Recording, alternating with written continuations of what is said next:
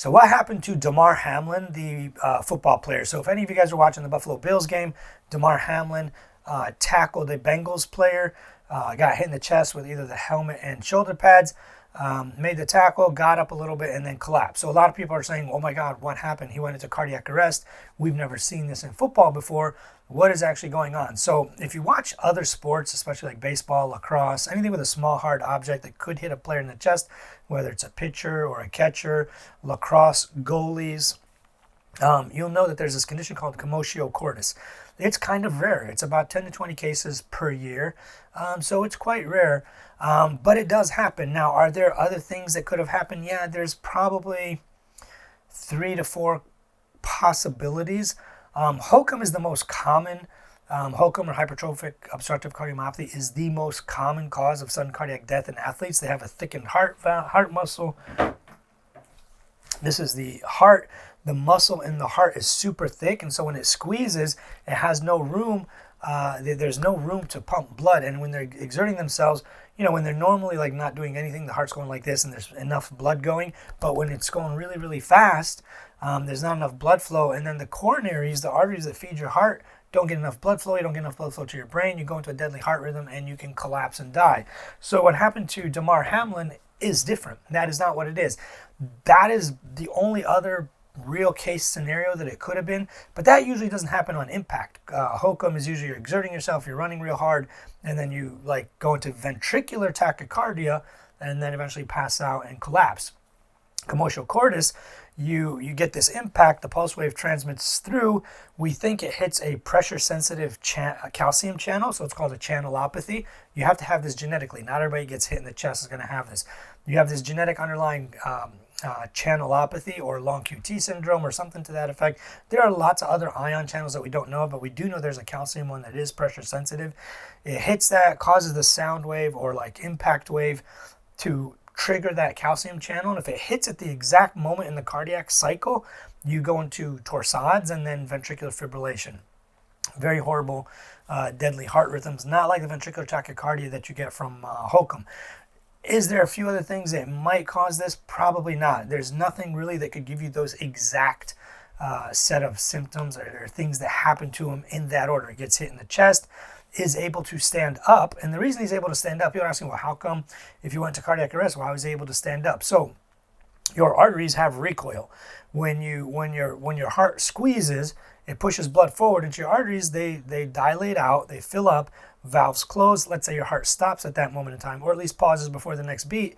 The recoil comes back down again, still pushing the blood forward into your brain and legs and organs and all that. That's why after it happened, if he did go into the deadly heart rhythm and there was no more forward flow, for about 2 to 3 seconds, maybe 5, you still have enough forward flow going forward to still get up and be able to do things. That's why he was able to do that. So all these people are saying, well, how come he stood up if he had cardiac arrest? Well, that's why. That's just the physiology of the heart. That's how it works, especially with pliable arteries. As an athlete, they stretch out and dilate, and then they recoil in between beats. Or if there are no further beats, they recoil back down again.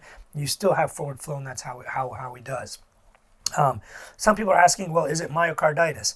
So this is my job. I'm a cardiologist. Been doing this a very, very, very long time. Myocarditis does not cause sudden cardiac death. I'm sure you can find an article somewhere that says maybe it does or it can. Yeah, absolutely. You can find articles that show almost anything. But if you follow Occam's razor, which is a rule that says if the simplest explanation explains it, you don't need to be looking for crazy things. Can he have had ice cream 3 days before and the ice cream triggered something? Yeah. Could he have stepped on a nail and then the nail infected his heart valves and then something happened? Sure. There are lots of bizarre, complicated things that are also possibilities. But when you have one simple answer, simple solution, it describes and explains everything, there's no reason to go looking for something wild and out of the ordinary. The other question is people are asking, well, the impact didn't look that hard. When he hit his chest, it didn't look that hard. Now, the hardness of the impact has been shown in pig studies or swine studies that it does matter. It has to be like 30 to 40 miles an hour for a small ball.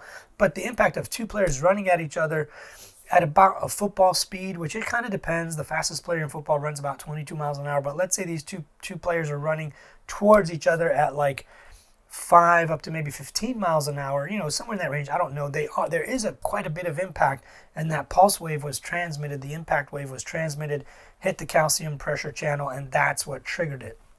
So I'm just trying to answer all of the questions that I've been getting about this. The video that I initially posted about this on TikTok went viral, got like 600,000-700,000 views almost instantly the second I posted it, because I had posted it right after it happened. I was sitting there watching the football game with my kids, and my son saw my eyes like tear up and welled up, and I saw the cardiac arrest, and he was like, oh my God, what's going on? Because I am a football player. I played football, I coach football, tackle, and flag. Should you still put your kids in tackle football? Yes, absolutely. This is super rare. We can screen for almost all the other stuff. We really can't screen for this, but if you've had a history of sudden cardiac death in your family, or an uncle or a dad or somebody died early of a heart condition or cardiac arrest that's unexplained, then you do probably need to be screened a little bit more. There's not a good way to screen for this, though. A lot of people are saying, well, these are million-dollar athletes. They get the best screening in the world. They see the best nephrologists and cardiologists and doctors and all that. Yeah, true, but this is something you can't really screen for. There's not like a good genetic test or an ultrasound or an echogram. Like Hokum, we can do an echogram. Even on EKG, if it's bad enough, you could see it. But this is not something you can catch easily with testing. So should your kids still play? Yeah, absolutely. Now, if you're worried about concussions and other broken bones and other injuries, absolutely, you don't have to play. But if you're worried about this is probably not going to be something that will happen to your child. More, protection and padding could help. They have tested in lacrosse players, pitchers, and other, sports. If you put stronger padding, like even metal, if a baseball could still trigger it. They've done those swine studies too, where they had a pig hanging, sedated obviously, but trying to see if the impact of a metal or padding or something would protect them. It was still happening. Of course, the harder and stronger the padding, the less likely. And of course, if it's metal, even less likely. But these kind of paddings in these sports are usually very lightweight, so the players can run very, very fast without having to get injured. So that's kind of where we stand on it. That's my best guess as to what happened. Could I be wrong? Obviously, sure. They're going to do further testing. They're going to try to figure out exactly what happened. My best guess is this is what happened. It's called commotio cordis. It's super rare.